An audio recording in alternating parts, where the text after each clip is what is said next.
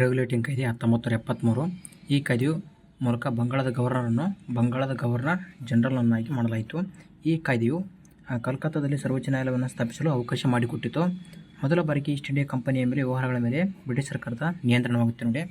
ಇದಷ್ಟೇ ರೀತಿಯಾಗಿ pit India ಕಾಯ್ದೆ 1884. ಈ ಕಾಯ್ದೆ ಮೂಲಕ ಈಸ್ಟ್ ಇಂಡಿಯಾ ಕಂಪನಿಯ ವಾಣಿಜ್ಯ ಮತ್ತು ರಾಜಕೀಯ ಕಾರ್ಯಗಳನ್ನು ಬೇರ್ಪಡಿಸಲಾಯಿತು. ಇಂಗ್ಲೆಂಡಿನಲ್ಲಿ ನಿಯಂತ್ರಣ ಮಂಡಳಿ ಅಂದರೆ ಬೋರ್ಡ್ ಆಫ್ ಕಂಟ್ರೋಲನ್ನು ಸ್ಥಾಪಿಸಲಾಯಿತು. ಈಸ್ಟ್ ಇಂಡಿಯಾ ಕಂಪನಿಯು ಭೂಪ್ರದೇಶಗಳನ್ನು ಪ್ರಥಮವಾಗಿ ಬ್ರಿಟಿಷ್ ಸ್ವಾಮ್ಯಕ್ಕೆ ಒಳಪಟ್ಟ ಪ್ರದೇಶಗಳೆಂದು ಕರೆಯಲಾಯಿತು. ಚಾರ್ಟರ್ ಕಾಯ್ದೆ 1893. ಈಸ್ಟ್ ಇಂಡಿಯಾ ಕಂಪನಿಯು ಭಾರತದೊಂದಿಗೆ ಇನ್ನೂ 20 ವರ್ಷಗಳ ಕಾಲ ವ್ಯಾಪಾರದಲ್ಲಿ ಏಕಸ್ವಾಮ್ಯತೆಯನ್ನು ಪಡೆಯಿತು. ಗವರ್ನರ್ ಜನರಲ್ಗೆ ತಮ್ಮ ಒಂದು ಕೌನ್ಸಿಲ್ ನಿರ್ಧಾರವನ್ನು ತಿರಸ್ಕರಿಸುವ ಅಧಿಕಾರ ನೀಡಲಾಯಿತು. ಚಾರ್ಟರ್ ಕಾಯ್ದೆ 1813.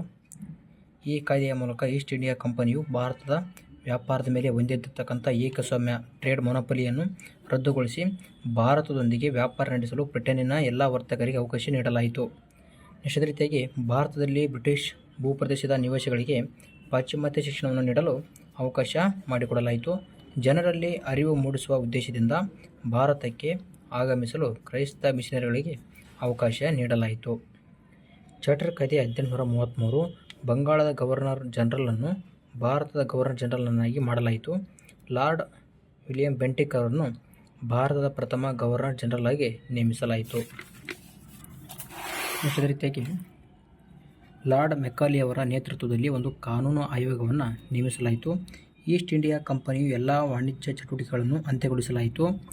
ಗವರ್ನರ್ ಜನರಲ್ನ ಒಂದು ಕೌನ್ಸಿಲ್ನಲ್ಲಿ ಒಬ್ಬ ಭಾರತೀಯನನ್ನು ಕಾನೂನು ಸದಸ್ಯನಾಗಿ ನೇಮಕ ಮಾಡಲಾಯಿತು. ನಂತರ ಚಾರ್ಟರ್ ಕಾಯ್ದೆ 1853. ಇದು ಚಾರ್ಟರ್ ಕಾಯ್ದೆಗಳಲ್ಲಿ ಕೊನೆಯದಾಗಿ. ಈ ಕಾಯ್ದೆ ಮೂಲಕ ಮುಕ್ತ ಸ್ಪರ್ಧಾತ್ಮಕ ಪರೀಕ್ಷೆಗಳ ಮೂಲಕ ಸರ್ಕಾರಿ ಸೇವೆಗಳಿಗೆ ಅಭ್ಯರ್ಥಿಗಳನ್ನು ಆಯ್ಕೆ ಮಾಡಲು ಮತ್ತು ನೇಮಕ ಮಾಡಲು ಅವಕಾಶ ನೀಡಲಾಯಿತು. ಉನ್ನತ ನಾಗರಿಕ ಸೇವೆಗಳಿಗೆ ನೇಮಕಗೊಳ್ಳುವ ಅವಕಾಶವನ್ನು ಭಾರತೀಯರಿಗೆ ನೀಡಲಾಯಿತು. 1854ರಲ್ಲಿ ಮೆಕಾಲೆ ಸಮಿತಿ ಭಾರತೀಯ ನಾಗರಿಕ ಸೇವೆಗಳ ಸಮಿತಿಯನ್ನು ನೇಮಕ ಮಾಡಲಾಯಿತು. ಬಂಗಾಳ ಪ್ರಾಂತ್ಯಕ್ಕೆ ಒಬ್ಬ ಪ್ರತ್ಯೇಕ ಗವರ್ನರನ್ನು ನೇಮಿಸಲಾಯಿತು. ಭಾರತದಲ್ಲಿ ಸಂಸದೀಯ ಪದ್ಧತಿ ಆರಂಭವಾಗುತ್ತೆ. ನೆಕ್ಸ್ಟ್ ವೆರಿ ಇಂಪಾರ್ಟೆಂಟು, ಭಾರತ ಸರ್ಕಾರ ಕಾಯ್ದೆ 1858.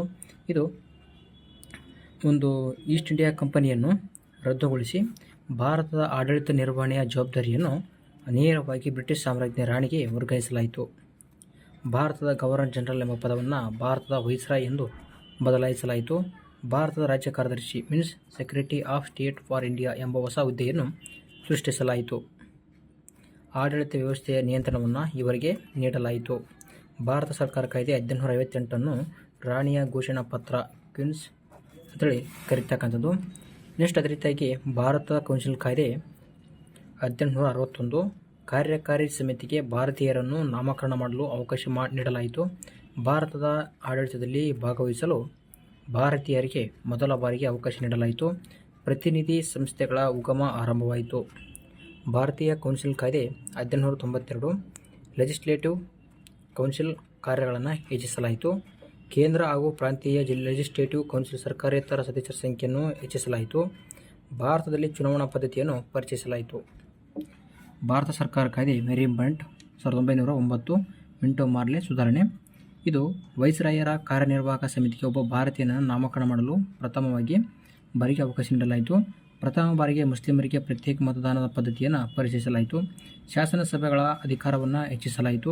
ಶಾಸನ ಸಭೆಯಲ್ಲಿ ವಾಣಿಜ್ಯೋದ್ಯಮಗಳಿಗೆ, ವಿಶ್ವವಿದ್ಯಾಲಯಗಳಿಗೆ ಹಾಗೂ ಜಮೀನ್ದಾರರಿಗೆ ಪ್ರತ್ಯೇಕ ಪ್ರಾತಿನಿಧ್ಯತೆಯನ್ನು ನೀಡಲಾಯಿತು. ಪ್ರಾಂತೀಯ ಸ್ವಾಯತ್ತತೆಯನ್ನು ನೀಡಲಾಯಿತು. ಓಕೆನಾ. ನೆಕ್ಸ್ಟ್ ಅದೇ ರೀತಿಯಾಗಿ ಭಾರತ ಸರ್ಕಾರ ಕಾಯ್ದೆ 1919 ಮ್ಯಾಂಟಗೋ ಜೇಮ್ಸ್ ಬರ್ಡ್ ಸುಧಾರಣೆಗಳು. ಇಲ್ಲಿ ಕೇಂದ್ರ ವಿಷಯಗಳು, ಪ್ರಾಂತೀಯ ವಿಷಯಗಳು ಎಂದು 2 ಭಾಗಗಳಾಗಿ ವರ್ಗಾವಣೆ ಮಾಡುತ್ತಾರೆ ನೋಡಿ, ವರ್ಗೀಕರಿಸ್ತಾರೆ.